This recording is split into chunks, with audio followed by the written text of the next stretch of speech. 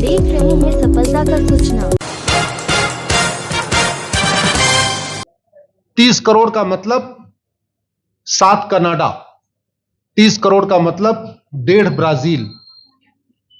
इतने लोग भारत में न्याय की आस में बैठे हुए हैं। और ये 5 करोड़ केस तो वो है जो district court, high court, supreme court में है। इसके पैरेलल हमारे देश में एक और जुडिशियल सिस्टम है, उसको कहते हैं तहसीलदार, एसडीएम, एडीएम, डीएम, कमिश्नर, जहां पे चकबंदी के मुकदमे चलते हैं। वो इस 5 करोड़ में काउंटेड नहीं है। जो तहसीलदार के यहां मुकदमा होता है, एसडीएम के यहां मुकदमा होता है, एडीएम के यहां होता है, डीएम के यहां होता है, चकबंदी अधिकारी जिसको सीओ कहते हैं, डीडीसी कहते हैं, एसओसी कहते हैं, वो इसके पैरेलल में है। और 5 करोड़ मुकदमे वहां पे भी चल रहे हैं। इसका मैं लाइव एग्जांपल देना चाहूंगा भारत की ब्लैक जस्टिस सिस्टम का। 1985 में जौनपुर में एक 10 बीघे जमीन का मुकदमा शुरू हुआ था। अभी वो सबसे नीचे पायदान पे है, जिसको कहते हैं चकबंदी अधिकारी। 1985 में मुकदमा शुरू हुआ, 2023 आ गया, लगभग 37 साल बीत चुके। 37 साल में यह नहीं तय हो पाया कि असली विल कौन सी है। 2 लोगों ने क्लेम किया, वो कह रहे हैं मुझे विल मिली है, वो कह रहे हैं मुझे विल मिली है। 37 साल में यह नहीं डिसाइड हो पाया असली विल किसकी है। अगर मान लीजिए आज डिसाइड हो जाए तो सीओ के बाद एसओसी, एसओसी के बाद डीडीसी, डीडीसी के बाद हाई कोर्ट, हाई कोर्ट के बाद सुप्रीम कोर्ट, यानी अभी 35 साल और लगेगा, 70 साल लगेगा। सेकंड जनरेशन मुकदमा लड़ रही है, ऑलरेडी सेकंड जनरेशन मुकदमा लड़ रही है। और इसी स्पीड से काम हुआ तो मुझे लगता है 3rd जनरेशन आके मुकदमा तब जाके सुप्रीम कोर्ट पहुंचेगा। वास्तविकता यह है, अंग्रेज चले गए, अंग्रेजी कानून यहीं छोड़ गए, अंग्रेजी व्यवस्था यहीं छोड़ गए। यह व्यवस्था भारत में न्याय देने के लिए नहीं बनी थी। यह जो न्यायिक जुडिशियल सिस्टम था भारत में जो बनाया गया, वो केवल और केवल भारत को लूटने बांटने के लिए बनाया गया था। क्योंकि कानून वही चल रहा है, जुडिशियल सिस्टम वही चल रहा है, इवन हमारा ड्रेस भी वही चल रहा है। अंग्रेज काले कपड़े पहनते थे, हम भी काले कपड़े पहनते हैं। अंग्रेज जून के महीने में उनको गर्मी लगती थी तो 1 महीने छुट्टी करके इंग्लैंड चले जाते थे। आज भी हमारा हाई कोर्ट, सुप्रीम कोर्ट पूरे मई जून बंद रहता है। अंग्रेजों को क्रिसमस के टाइम में दिसंबर में छुट्टी मनाना जाना होता था, 1 महीने छुट्टी कर चले जाते थे। आज भी हमारी हाई कोर्ट, सुप्रीम कोर्ट दिसंबर में क्रिसमस के टाइम में 15 दिन 20 दिन बंद हो जाती है। तो सोच वही है, किताबें वही है, व्यवस्था वही है, कानून वही है, तो स्वाभाविक सी बात है जस्टिस होगा कहां से? जस्टिस कैसे होगा?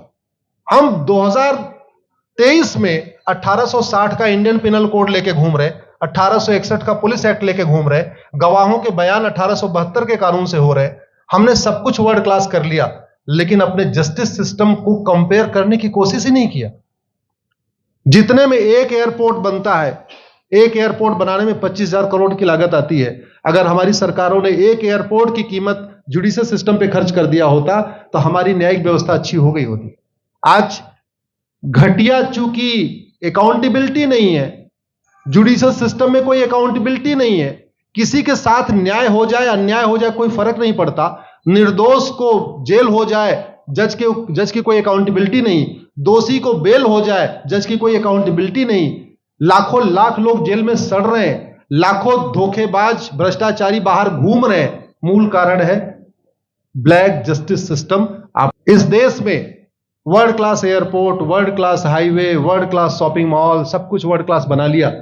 इनफैक्ट अपना मोबाइल का डेटा सुरक्षित रखने के लिए हमारे सांसद, विधायक, जज आईफोन भी यूज करते हैं। अमेरिका का आईफोन यूज करते हैं हमारा डेटा सुरक्षित हो जाए। लेकिन भारत सुरक्षित हो जाए उसके लिए यह नहीं देखते कि जापान में कौन सा कानून है, अमेरिका में कौन सा कानून है, सिंगापुर में क्या अच्छा चल रहा है। कनाडा में रेंट का मामला एक डेट में खत्म होता है। सिंगापुर में अभी कुछ दिन पहले एक व्यक्ति के पास 900 ग्राम गांजा पाया गया, उसको फांसी हुई है। दोबारा वहां ड्रग स्मगलिंग होगी क्या? तो भारत में चाहे वो ड्रग स्मगलिंग है, माफिया राज है, ह्यूमन ट्रैफिकिंग है, इन सब के लिए हमारा जस्टिस सिस्टम जिम्मेदार है। कोई भी अपराध होता है उसमें 2 पक्ष होता है, एक पीड़ित, एक अपराध करने वाला। जो पीड़ित होता है वो चाहता है जल्दी उसको न्याय मिल जाए, अपराध करने वाला चाहता है मुकदमा लंबा चले। भारत का न्यायिक सिस्टम अपराध करने वाले के साथ खड़ा है। बलात्कारी चाहता है उसका मुकदमा 30 साल चले और मुकदमा 30 साल चलता है। भू माफिया चाहता है कि गरीब की जमीन पे कब्जा कर ले, उसका मुकदमा 50 साल चले और आज की डेट में मुकदमा 50 साल चल रहा है। इसका मतलब वर्तमान न्यायिक सिस्टम बलात्कारी के पक्ष में है, भूमाफिया के पक्ष में है, ड्रग स्मगलर के पक्ष में है, ह्यूमन ट्रैफिकर के पक्ष में है, नक्सलियों के पक्ष में है, माओवादियों के पक्ष में है, जो लोग देश विरोधी काम कर रहे हैं उनके पक्ष में है। 40 साल 50 साल के बाद किसी व्यक्ति ने मिलावट करके लोगों का स्वास्थ्य खराब कर दिया, उसको 50 साल के बाद सजा हो रही है। इस बीच उसने कम से कम पता नहीं कितने लोगों का और भी कर दिया। तो ये जो जस्टिस सिस्टम होता है दवा की तरीके काम करता है। जैसे दवा अच्छी होती है बीमारी तुरंत ठीक हो जाती है, अगर दवा घटिया होती है तो बीमारी बढ़ जाती है। दवा खाने के बाद शरीर एज इट इज नहीं रहता, या तो बीमारी ठीक होती है या तो बीमारी बढ़ती है।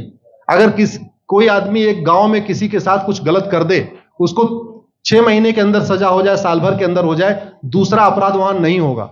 लेकिन अगर उस व्यक्ति को पनिशमेंट नहीं मिला तो स्वाभाविक सी बात है उसने उसको और मोटिवेट कर दिया। कहते नहीं ऐसे बुखार है, तुरंत 2 गोली खाइए बुखार ठीक हो गया, लेकिन अगर आपने दवा नहीं खाई या गलत दवा खा लिया तो टाइफाइड होगा या निमोनिया होगा। दुर्भाग्यवश ये हमारा जस्टिस सिस्टम यही कर रहा है।